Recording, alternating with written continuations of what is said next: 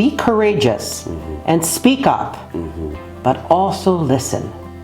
Because very often what you need is to hear the other person as well. Welcome to the Paul Plett podcast. This is basically an excuse for me to sit down and have a conversation with people that I find interesting. And joining me today is Lydia Plett. Lydia is a wife, a mother, a retired teacher, and she also happens to be my mom. Welcome here, Lydia. Thank you. So for people who don't know you, if you're just meeting someone, how do you introduce yourself? What do you say? Who are you? What do you do? Well, one thing that I found kind of important to say when I'd introduce myself to people who didn't know me or who might know, my family, I would say, I'm a Hildebrand. Okay. That was important to me, that people would know that I was a Hildebrand. Like I am Lydia Plett, but that people would know. And then they'd say, oh, okay, then are you related to so? So this is sort of like in the Mennonite world here in Manitoba, or is this anywhere? Actually, I think I started doing it when we were in Africa, like working with MCC people there. Really? Just so that they would have more of a, they would and know. MCC is the Mennonite Central Committee. That's right. Yeah, just so that they would know a bit of context. This is who I am. This is my maiden name. So this is sort of my identity. I feel like had we married 10 years later, I might not have changed my name. Yes. Yeah. But I did. Yeah, my wife Annie did not take my last name. Exactly. And I might not have either. I mean, and not that I was ever, sorry that I had changed my name, but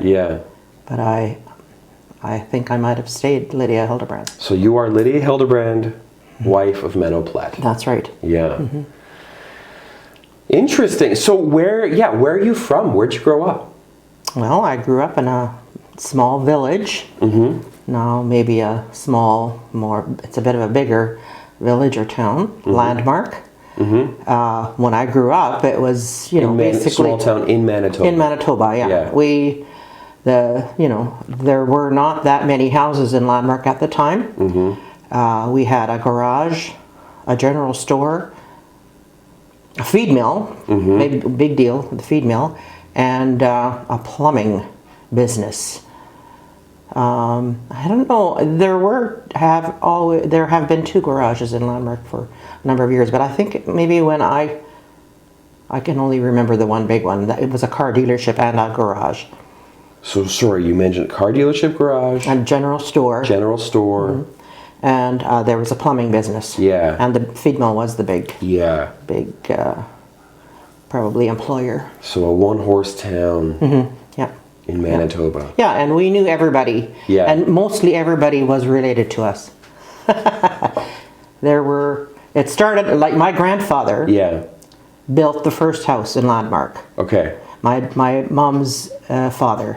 He built it the year my mom was born. So my mom grew up in Landmark, and then I grew up in Landmark. Yeah. But because he built the first house there, there were other families that moved in, and so then when they started marrying, they married lots of, lots of double cousins because their sisters married brothers or whatever. Sure. So basically, almost everyone was related to me. In one way or another. Yeah, that's right. Yeah. Coming over. Yeah. And you are sort of related to the founding of that town. That's right. That is sort of the Hildebrand family is the old family. Well, it isn't actually. It's the Reimer family, which is my mother's family, right? Okay. It was my grandfather, Henry R. Reimer, who was the father of my mother. Okay. He was the one who built the first house. The Hildebrands came later. Okay. Yeah, in 1919, my mom was born, and that's the year that house was built that I grew up in. So my father's family didn't come to Canada till 1926. So that was later. When did the Reimers moved to Landmark? When was that town? Well, that was in 1919 is when the Reimers moved to Landmark. That was my grandfather and his family. Yeah. They had a large family. Yeah. My grandfather was born in Clear Spring or in Steinbach. Okay. But he was probably, he was born 2 years after the family had emigrated from Ukraine, from Russia. Yeah. Yeah, so you're very proud of your family. That's right. And your family's history. Yes. And the Reimers are a big family. Yeah. Yeah. So that I was always part of the Reimer family. So what was life like growing up in Landmark? Well, it was idyllic, really. My dad was very,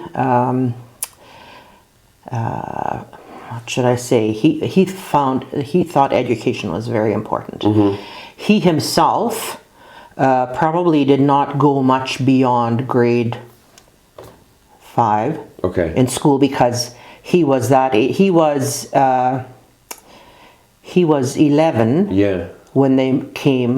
when they emigrated to Canada. Okay. And I think he might have from Russia? From Russia, okay. yeah. From like at the time southern Russia or Ukraine. Yeah, it's Ukraine today. Right. Yeah.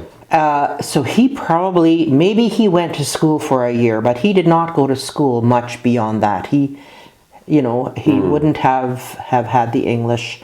His siblings did. He was the oldest in the family, and but education was very important to him. And so he was during the years that I was in school, he was a trustee of the school, on the school board, and he just really encouraged all of us to do well in school and wanted us to go to school, finish high school, go on to college, and so on. Yeah. And did it feel like it was sort of a bit of pressure? Did it feel like a good pressure, negative pressure? I never felt uncomfortably pressured. Okay. I knew that if I did well, my dad would be proud of me, and so actually my oldest brother was the first person in our small village who was planning to go on to university. He graduated from high school. There was not a high school in Landmark at the time. Yeah. And so he finished his high school in Steinbach. Yeah. And then was planning to go to university, and he unfortunately was killed before he ever could go. Oh my goodness. Yeah. What happened? That was Johnny. Yeah. That was a fairly big event in our family's life. I was at the time I was 9 years old. He had an accident with they were graveling the road going through Landmark, and he was driving a gravel truck, and there was something wrong with the box. And oh man. Yeah, he was crushed. How old were you? I was 9 years old. And because I come from a large family, he was the oldest in the family. Yeah. I was, number 6 in the line, and so I never had a very close relationship with him because the older boys, they had to do the chores, they did their own thing. Sure. I was part of the younger part of the family. Yeah. But I've always been sorry that I didn't have a relationship with him. I didn't get to know him as well as the older siblings did. And what was it like for the family? Oh, it was devastating. It was just devastating for my parents, their firstborn son. So promising, it was very, very hard. Yeah. And it was very, very hard for especially the 2 siblings next to him in age, Vic and Violet. For them it was very, very hard. Yeah, I can't imagine. Yeah. But for me, like I said, education was important to my dad, and for me, all I wanted to do was go to school. Okay. When I was younger. Yeah. And so I don't know if I started playing school already before I started school, but for sure, after I started school, then when we were at home on the holidays, all I wanted to do was play school. That's funny. Yeah. My girls, they do this. I mean, they play all kinds of games, but among the games they play is school. And it's funny that the difference between them playing school before they start going to school and now that they have, it kind of changes. They start to know, like, oh, this is the structure. This is what we go through, you know? And the teachers that they have, probably for me, you know, I still remember all the teachers that I had, the names of them, and how I wanted to be just like them. Yes. That was a huge influence in my life. I just loved school. In fact, the year before I started school, my cousin, who was just 2 months younger, or older, I should say, I'm 2 months younger, she started school ahead of me because her birthday was in November. Yeah. And she wanted me to be in school with her. Okay. And so sometimes my parents would drop me off there and I would spend half the day at school with her. In Landmark? Yeah. Wow. Yeah. So how old were you? Well, I was, by then, probably, you know, I was 5 turning 6. So, yeah. Wow. So you loved school. I loved it. You wanted to go to school. There was some pressure to go to school to do well, and you said, bring it on. I just love this. And I think I knew from grade 1 on what I wanted to be when I was grown up was a teacher. Really? Oh, yeah. Grade I knew it. 1. I knew it. That's what I wanted to be, and it never wavered. Was it... So grade 1, was it, I mean, there's a lot of aspects to being a teacher. There's sort of being the authority figure, sort of being a bit bossy. Then there's also sharing your love, sharing knowledge with the kids. What was it, the whole thing, or were there certain things that sort of attracted you at the beginning? I just thought it would be so cool to be that person in the front, you know, who would get to write on the board, who would get to read. I loved reading aloud. Get to read and get to, you know, kind of give assignments and that kind of thing, and just be the one that would be there who would have the knowledge. The best student, kind of, you know, yeah. Because those are all the things you get to do. When you're the best student, you get to write on the board. When you're the best student, you get to read something. I just loved it, and that's what I wanted to be. So then how did that go? I mean, you then went through school, you know, you did very well, and you ended up pursuing a career as a teacher. Walk me through that. What was that like? Well, it was kind of interesting because we did have a high school in Landmark. It was a very small high school. And so not all the subjects were offered. Okay. So it was limited, you know, what the courses that were offered to finish, to graduate from high school. And so I ended up not taking all university courses. And I could graduate. I took typing, which was considered a course, you know, a valid course for graduating. But then when I applied to the university, I needed another course. And so after high school, actually, well, the first year after high school, my dream came true. A friend of mine who had been in school with me had been asked to teach in a small Mennonite school in northern Manitoba, near Riverton. And he said, they need a grade 1 to 4 teacher. Do you want to do it? There I was, 18 years old, and I could be a teacher. I thought I died and gone to heaven. I just was so incredibly thrilled. In fact, you know, when I, you know, I probably did go there to talk to them before school started, but they didn't tell me what they were going to pay me. And my mom used to say, I probably would pay them for the chance to teach because I loved it so much. I was so thrilled to do it.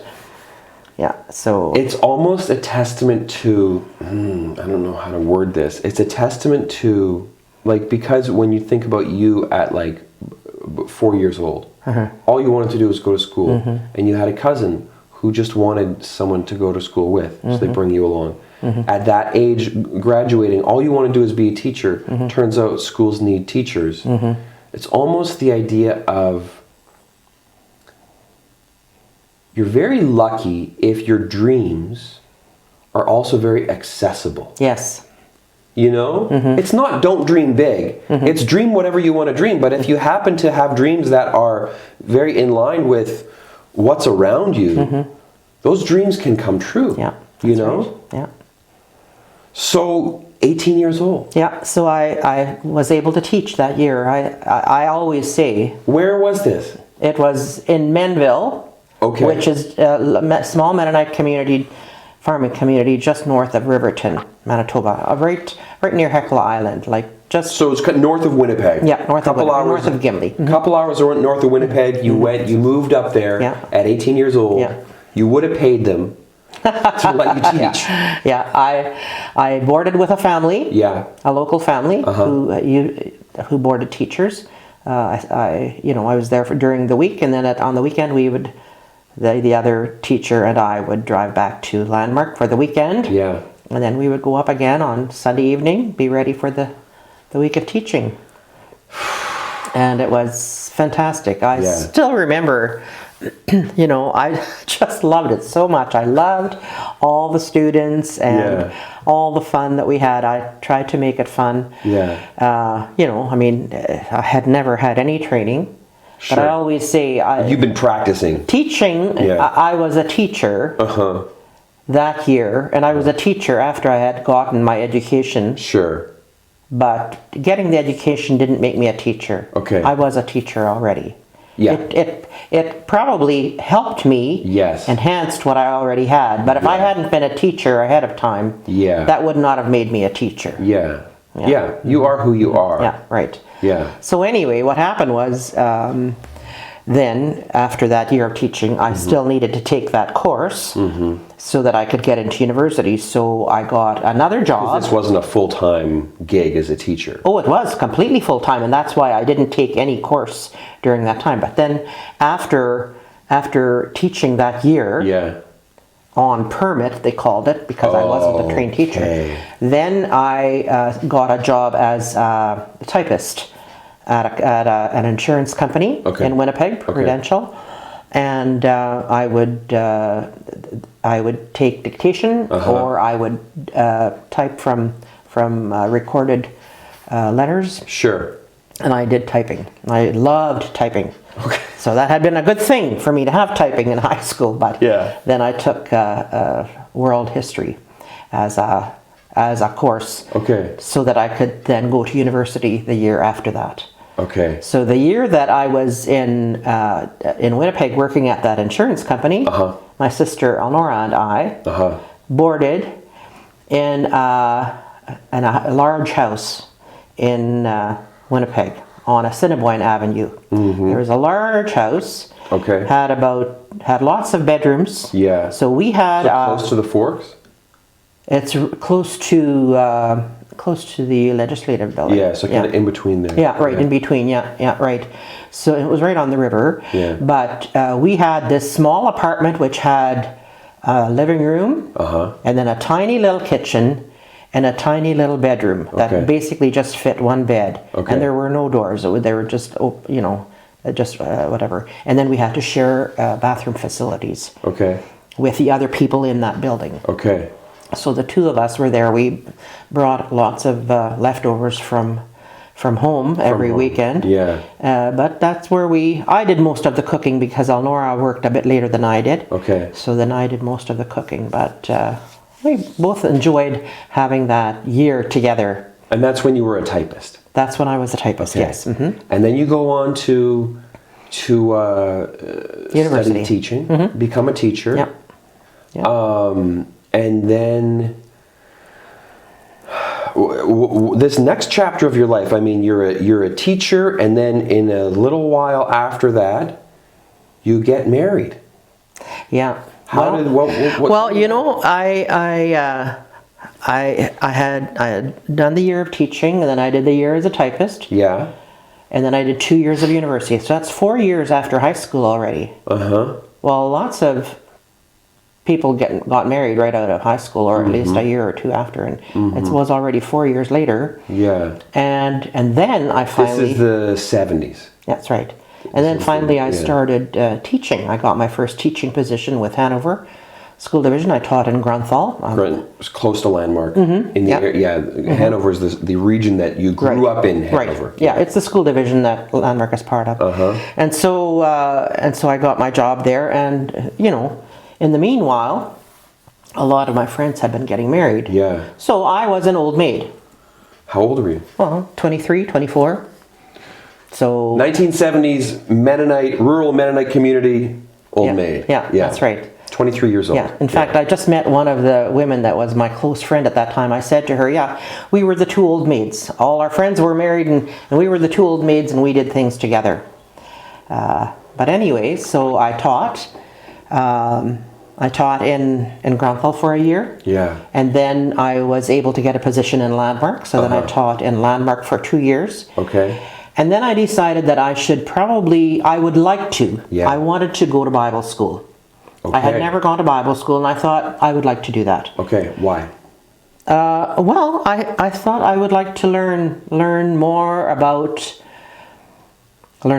the Bible, learn more about, just be educated more in those kinds of things, in the Old Testament and the New Testament, and the teachings of Jesus. I thought it would be, I wanted to do that. And so I thought I would combine that with my love of travel by going to a Capernwray Bible school. And I don't know if you've heard of a Capernwray. Okay, they have them all over the world. And basically what they are, it's a 1-year program, but it isn't even a full year. I think they do I don't even remember anymore what it is. I think maybe 8 weeks before Christmas and 8 weeks after, or whatever. Anyway, it's not a long program, but it's a year of studies. Yeah. And they have one on Vancouver Island, they have one in England, they have one in Sweden, they have one in Germany, they have one in Australia. They have them all over the world. All the best places. All the best places. Yeah. And so I chose to apply to the one in England. Ooh. I wanted to go to England. Where in England? I don't even remember anymore, Somewhere in England. Yeah, somewhere in England. Yeah. I'm a huge royalty buff, so I mean, for me, England was where was something that was exciting to me. Yeah. And so I was planning, and I think I got all the information, and I was starting to work, with application, and there was a young man who had just come back from Africa, spending a couple of years working with MCC in Africa. Oh, sure, Mennonite Central Committee in Africa. Yeah. And he was back in the community, and we were, I was still a part of Young People's, even though I was an old maid. I could still be in the Young People's. This is like a youth group? In church, yeah. Sure. Yeah, and so I was quite involved with that, and I was singing in the church choir, and anyway, he asked me out on a date in March. Wow. And as I was preparing, to go to Bible school, I thought, well, he's been in Africa. He's come back to Manitoba. He's come back to Canada. He's probably ready to settle down. And if I leave for a year, he might move on. And so I decided to give up on that idea of Capernwray, and I would go to Bible school in Winnipeg. Wow. And so I applied at Mennonite Brethren Bible College. Yeah. And I took a year of Bible school there. Yeah. Loved it. Absolutely loved all the courses that I took there. Where'd you go? MBBC. Okay, Mennonite Brethren Bible College, Mennonite Brethren Bible. Joined together with... Here in Winnipeg. Yeah, joined together with that other college. Doesn't matter. Which is now CMU. Sure, yeah, sure. So bunch of Mennonite universities in Winnipeg, and you went to one of them. You studied some Bible college theology studies. I studied the Old Testament. I studied the Synoptic Gospels. I studied, I can't even remember all the courses, but I just loved studying. I just loved being in college. I just really, really enjoyed it. This is just from strength to strength, but it's kind of putting together a bit of a picture. You've got you've got you loving teaching, wanting to be a teacher, but then also, hear a little bit about the royalty buff, and then also wanting to go to Bible college, community member.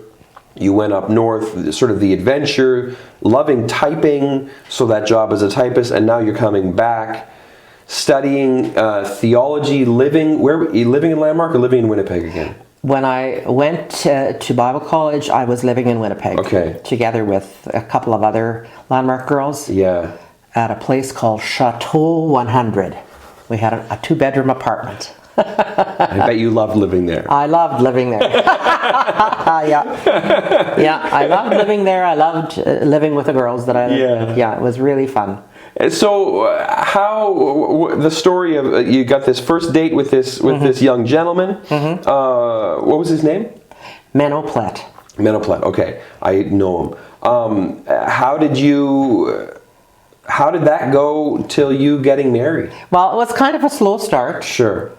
The first date that he took me on was to the ballet, which of course was very la-di-da and very, kind of pretty much up there. But then he was at the university at the time. Yeah. And so he's a classy guy. He was a classy guy. Yeah. Had a lot of hair, red hair, and a big red beard.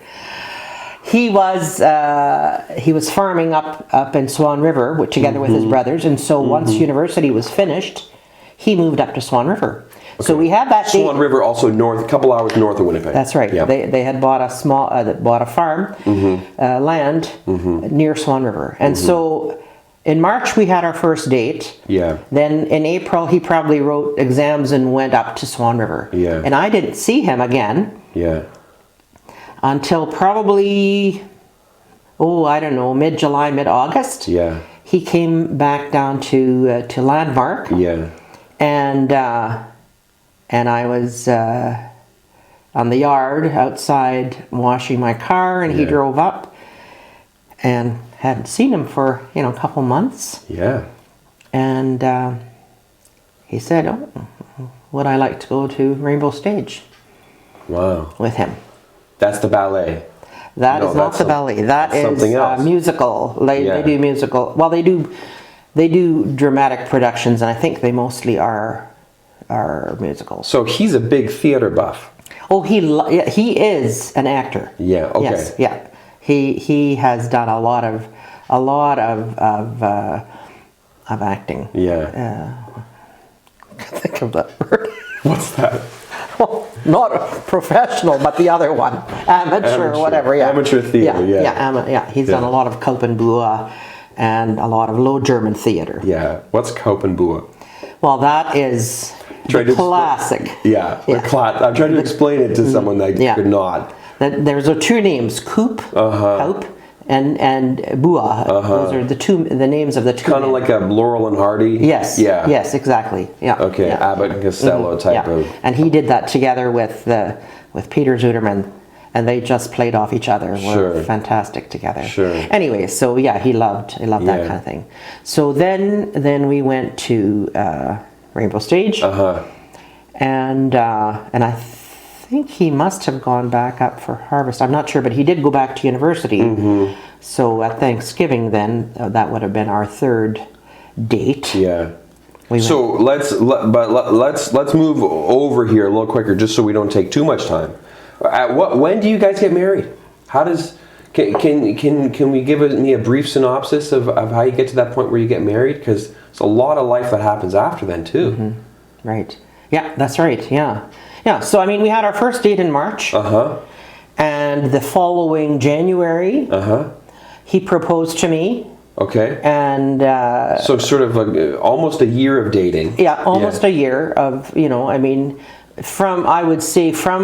from September to January when we got engaged, we probably were together more often. Like maybe every week or something we'd do something. Yeah. But the interesting thing was that we still were in Landmark at church. We never went to church together. We both sang in the choir, but nobody knew that we were dating. Really? Nobody knew that we were dating. And so when we got engaged, there were some people that said, who are you engaged to? Because they didn't even know that we were. Really? Yeah. So you're dating in secret? It wasn't secret, but it just wasn't that we were together. Like, a lot of times people go everywhere together then, and we didn't necessarily. Gotcha. But whatever the case, anyway, yeah, we got engaged, and then the following July we got married. Okay. So that was 1976. 1976. And marriage, I mean, that opens a whole other chapter of your life. Mm-hmm. Not just being married, but then what happens after that? Well, in his proposal to me, he said, this Manitoba Plett fellow. Manitoba Plett fellow. Yeah. He said, how would I like to go to Africa with him, with MCC? Okay. Because he's a big Africa. He likes Africa. That's right. Yeah. And he had just been asked to take a position in Angola to work with, or I think maybe it was in the DRC, working with Angolans. Sure, DRC, Democratic Republic of Congo. Right. Yeah. And so he was interested in taking that position, Yeah. but he knew definitely he didn't want to go alone. He wanted to go with a wife, and so he asked if I would like to go with him. And I said, well, yes, but maybe we'd do something else first, which is getting married. Okay. So anyway, we did. You got married. Yeah, right. And then they suggested we wait a year before we, that position actually then fell through. Okay. And then they suggested we wait a year before we sign up with MCC. Yeah. Just to give us a bit of a chance to get to know each other. And how old were you? Well, I was 26 when we got married. Okay. So 27 when we went to language school. Yeah. And then what are the next, I mean, that's sort of, what is the next, what happens in the next 10 years of your life after you get married? I mean, how do you, from 26 to 40, for instance, what happens? Well, it didn't happen as smoothly and as consistently as you might think. We went out in 1977 to language school first in Brussels for 6 months. Brussels in or 4 Belgium. months. Yeah, that's right. And then we went to Congo. And we were assigned, actually I did not have an assignment. Menno had an assignment working in an agriculture project in Kikwit in Congo, in Zaire. And so we were there, and we had been married for a year. It was my first time living overseas. Yeah. I was very, very lonely, very lonely. And Menno was busy with his work all day, and I was alone in the house. We were living on a farm. The local women did not speak English, and they did not speak French, because many of them had not gone to school. And so they spoke the local language, Kituba, which we did learn, but not enough really to have conversation so much. We could kind of make ourselves be understood. And so I was very, very lonely. And so when our country rep, MCC country rep, came to visit us, he said, how would you like to teach? You know, why should we get you a teaching position in Kikwit? And we could then live in town rather than on the farm. And so that was kind of what we were thinking about, because he felt it would be good for me to be involved with something. But then, as it turned out, the project that Menno was part of, MCC decided to pull out of it and reassign the 3 couples that were working with that project. They were going to reassign them. And they asked us at that point then to take over the leadership, to become the country representatives for MCC in Congo, which was a huge deal. It seems odd that they would send you there without a job, like that they would just send Dad with a job. That was very often what they did. I was called an unassigned spouse. And then something might come up that I could get involved in. But I was an unassigned spouse. And maybe they thought, and maybe I thought, I would get pregnant and have a baby. Okay. But that wasn't happening. Yeah. In fact, that's another big story of my life. Okay. The fact that I was not able to get pregnant. Okay. I was physically unable to have children. Uh-huh. And so when they asked us to take over the leadership of MCC in Congo, they said we should go home on a short home leave. Okay. So we came home. We were going to be here in Landmark for 2 months. Yeah. January and February.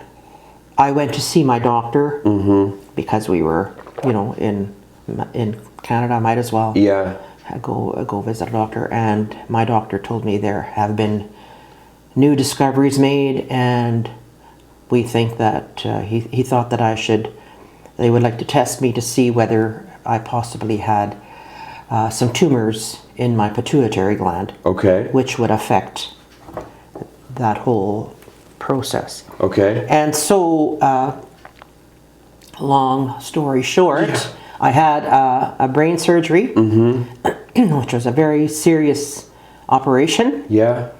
And they were able to clear up some things and put me on medication, and within a year I was pregnant. Oh my goodness. So it was a complete miracle. Yeah. And science. Yeah. And Yes, and yes. Great timing, Yeah. very lucky to be at Yes, that. exactly. Yeah. Exactly. So then, because then we took over the leadership then, we were living in Kinshasa, Okay, capital of... the capital of Congo, Yeah. Zaire at the time, and I got pregnant, and our first child was born in Kimpesi, which is a small Baptist mission hospital, Yeah. just south of Kinshasa, and that is where David John was born. David John. My big brother. Okay. Wow. Yeah. Let's just, just so that we don't talk too long. So you have your first child in Congo, and then how old are you? I was just 2 days shy of 31. Wow. So the beginning of your 30s. Then, you maybe I'll just walk over this, so that we can get you from there to here. How old are you now? 74. 74. So from just shy of 31, you have a kid. You live in Congo. Move back to Manitoba. Have 2 more kids. Then you move to Zambia. Live there for a number of years. Then move to Ontario, right? Well, we moved back to Manitoba. Oh, back first. to Manitoba. Then move to Sudan. And then move to Ontario. Then Kenya. Then back to Manitoba. Always back to Landmark. You're always going other places and coming back to Landmark. Then you move to France, to Strasbourg for a few years. You move back to Manitoba again. Then you go to South Africa, move there for a few months, and then back to Manitoba. This guy that you hitched up with, he was a real... You were doing these little trips on your own, going to communities to teach, but not going abroad. He's a more, we're going to go abroad kind of a person, you know? Right.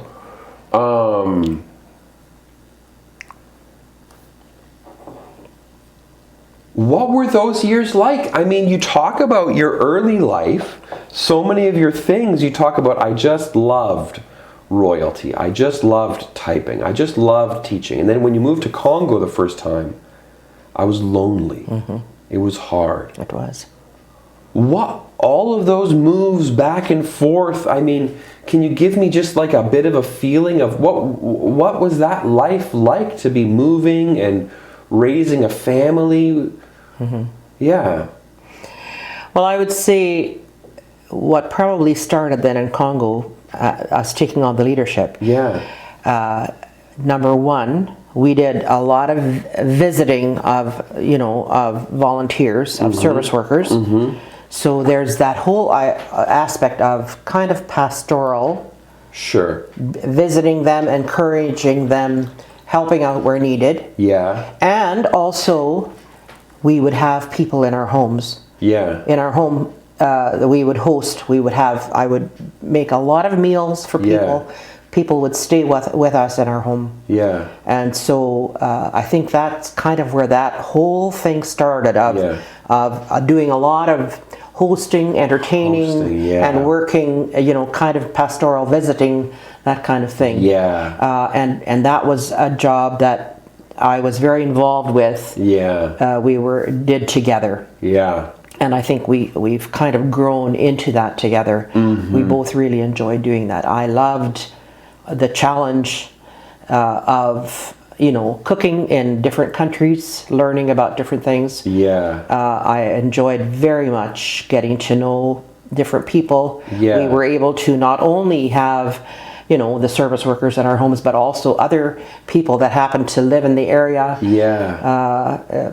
It was just a wonderful way of, I feel, very international. Especially when I think about when we moved to Zambia and the kind of international community that our children were all thrown into in school. Yeah. And then consequently also we were when we got to know the parents of the children in the school. Yeah. And the kind of work we did there. It was great. I did actually for about 4 months. I did some. I filled in for a maternity leave for a woman who was going back to Europe to have her child. So I taught at the Khartoum, at the American school. Yeah. And so that was kind of fun for me. I did actually do a bit of teaching then, but I did not, from the time that we went overseas until the time that you were going into grade 10, I never actually had a teaching position. A job that I loved so much and thought I would do for the rest of my life had been put on hold. Yeah. And so when finally, all of you were grown up enough and you were actually not even living at home anymore for grade 11 and 12, I was free then to go out and pursue that again. And so when we were in Stouffville, that's when I started teaching again. And those 6 years that I taught while we were living in Stouffville, Ontario, I would say are the absolute best years of teaching that I've ever had. Wow. I taught as a teacher trained in Manitoba. I did not have the credentials to really apply for a full-time job in Ontario. I would have needed to do extra training.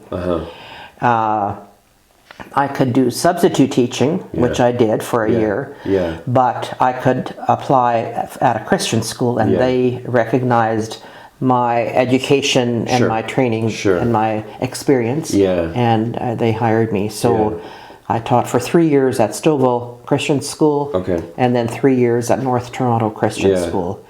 And both of those experiences were absolutely phenomenal. I loved teaching in the public system when we were in Manitoba. As a Christian, I felt like I could bring that into my classroom. I never was restricted in any way. But then when you were part of a Christian school where that is kind of the focus. People know when they put their kids into that school, they're going to be Christian programs. And the teachers on staff were all Christians, and so we had just very good staff relations, and I would say also parent teacher relationships were good, Yeah. and Yeah. it was a.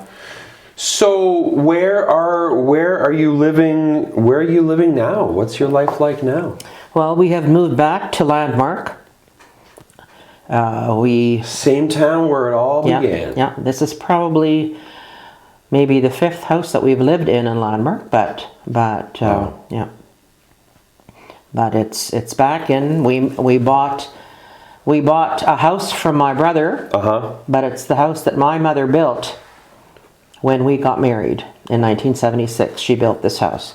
Wow. And so we moved into, and when we bought it, all of you said, "Grandma's house, great." Yeah.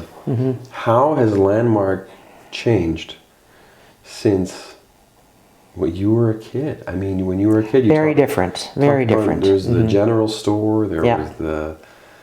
There's no longer a general store in Landmark. There still is a feed mill, and there are 2 garages and a plumbing business. But there aren't that many more. There are more businesses now in Landmark for sure. Yeah. But it has become a bedroom community of Winnipeg. People who work in Winnipeg or work in larger centers, Steinbach or whatever. Yeah. So it's a place that people like to live. Yeah. Because it's a bit more in the country. And they like the school, the smaller school and that kind of thing. And so there are a lot of the old families, some of them still might be there, but lots and lots of new people have moved in. And so I wouldn't recognize nearly all of them. Wow. But you're still the ancestor, you're the descendant of the person who founded. That's right. That's right. And we still have, our family still, many of my siblings still live in Landmark. Yeah. So we have our little enclave there. Yeah. Yeah, I mean, thinking about your life from Landmark to these communities where you taught as a young woman, to Winnipeg, to Belgium, Congo, Zambia, Sudan, Ontario, France, for all the places that you've lived, all the experiences you've had. I mean, looking back on your life and thinking about who you are now, and is there any guiding principle or message? What's your message for the world?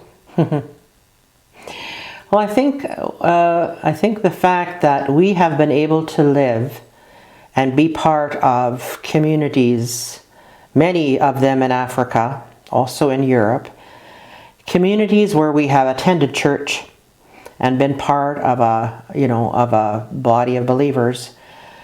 I feel like having raised our family mostly overseas, and then having lived overseas even after you were all grown, it has broadened my mind. It has opened my mind to seeing people from all walks of life, from all kinds of, even, if you will, religions. For example, living in Zambia, we worked with the Brethren in Christ Church there, but we worked with other groups as well. We worked with the Salvation Army. We worked with the other Presbyterian Church and with the, did I already say Salvation Army? We worked with other groups there, learning about how things are done in other countries. Not only just learning their language, but learning about their food, learning about their customs, learning about what is important in life. Certainly living in Sudan, getting to know people of the Muslim faith, realizing that they are godly people. Getting to know people who did not grow up with the same kind of faith teaching that I did. It has just opened my mind to so many different things, and has helped me to accept and understand. Maybe I don't understand as well as I should, but I want to. I want to understand. I want to learn more about it. I want to be accepting. I don't want to say, like somebody said, Allah is not our God. That's the Arabic word for God. So why would we even say Allah is not our God? The Muslims worship the same God that we do. And I think just, it has just opened my mind to broaden my mind to see things from a different perspective. Things are not as important, like not all the little things that I used to think were important, they're not as important as they used to be. You just kind of are able to be more accepting, and I think continue to learn, wherever we have gone. When we lived in France, we learned about the French way of doing things, and that was tough.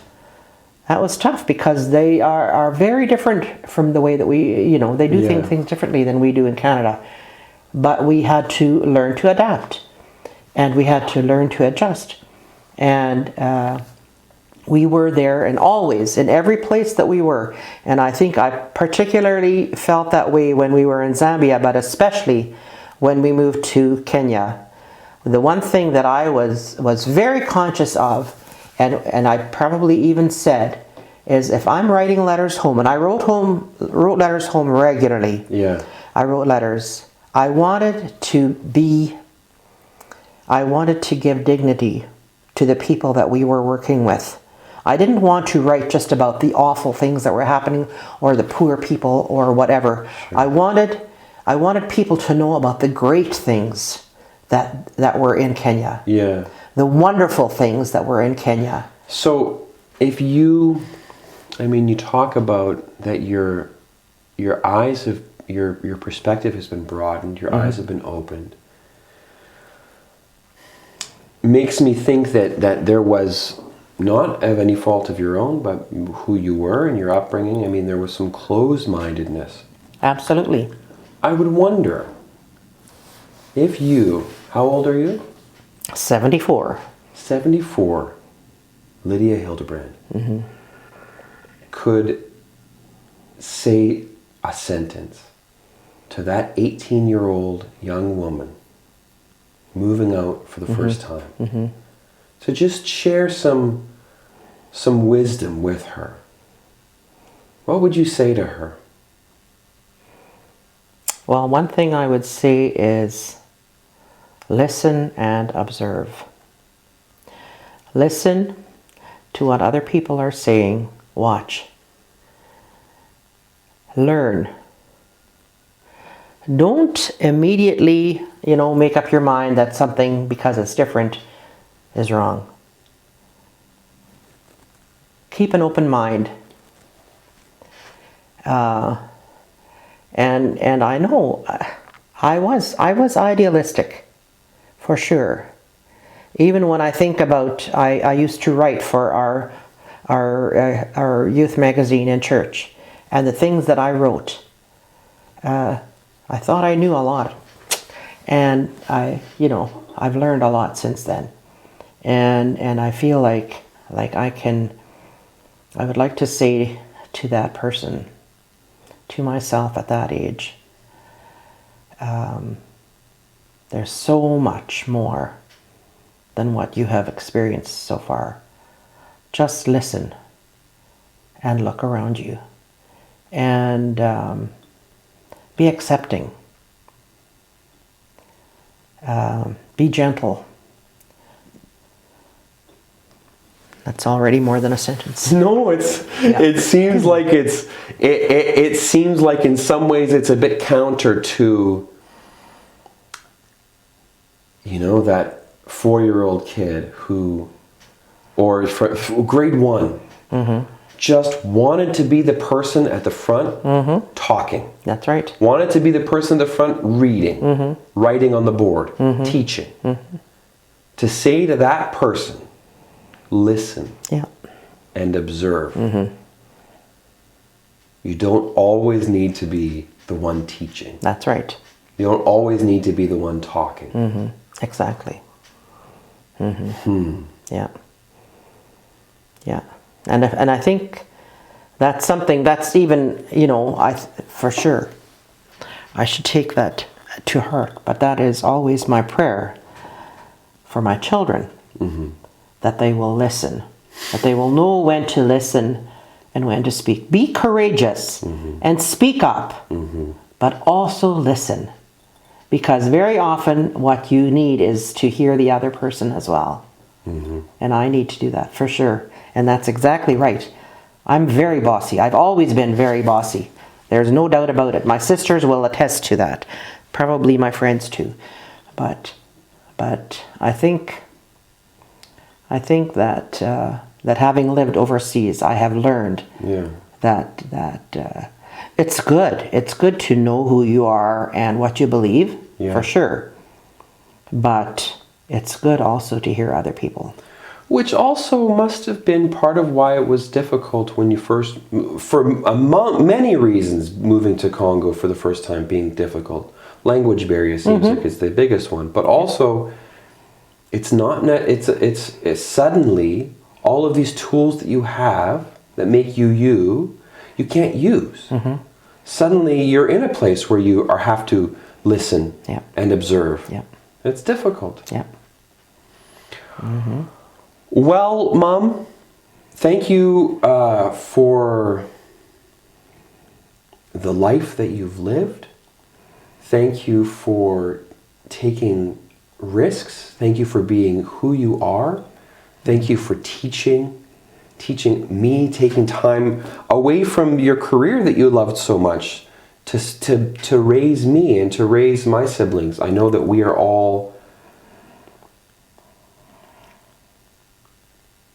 all benefited from that attention and that love so much. And thank you today for sharing a snapshot of your story. It's always great to sit down and talk with you.